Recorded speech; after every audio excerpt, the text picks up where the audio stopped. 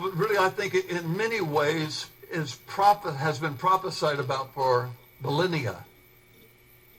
We're told that in the last days, men's hearts would fail them for fear.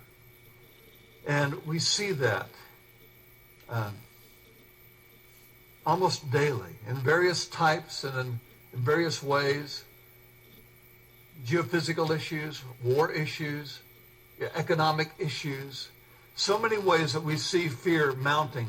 We see trouble on the horizon, whether it's overseas or even within the confines of this country. Fear. Will we have enough money to live on as we get older? Will we be able to overcome anything that comes our way? Will a house be worth something, or is it totally going to deteriorate? Will the stocks that I have, should I sell them? Should I not sell them? Should I buy more stock to make up for what I've lost in the stock so I can average the loss over the gains? And many things, concerns and fears that are taking place. We live in a time where the Bible says that the love of many will wax cold. We care more about ourselves than we do about others. We're so caught up in a survivalist mentality that we dare not help the person next to us, because if we do, then perhaps we might fall off the cliff ourselves. It's a difficult time for those who don't know God. For those who know God, it can be the most exciting time of your life. In Hebrews chapter 11, verse 1, it says this: Now faith is the substance of things hoped for, the evidence of things not seen. I want to talk to you today about fear. And I want to talk to you about how God kills fear in your life. Many of you take a look at yourself and you say, at some level, I'm afraid. You might take a look at yourself and say, at every level, I'm afraid.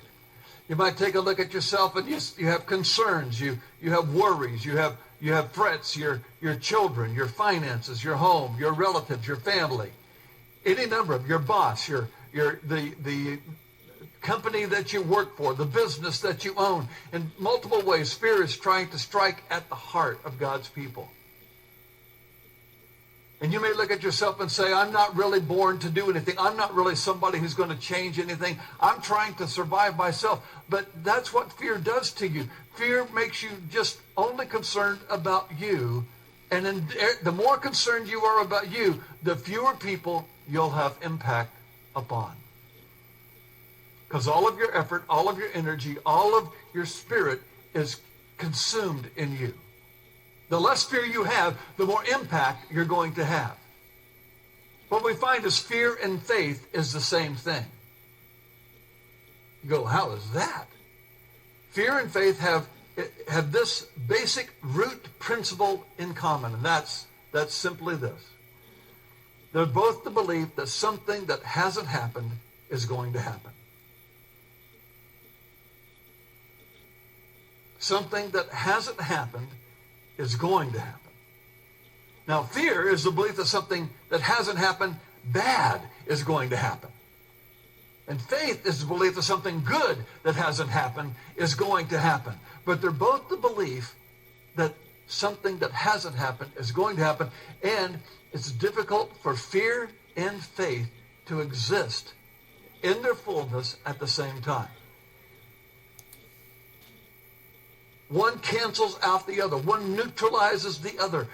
And it comes to a place where that one or the other is going to exist in the plumb line of your life. What I want to talk to you today not only is about fear, it's about you and why God put you here, and how the enemy has created a realm of fear to keep you shackled to your own concept of who you are. And so when I talk about faith as the substance of things hoped for, I'm talking about what you hope to become. Faith is the substance of what you hope to become.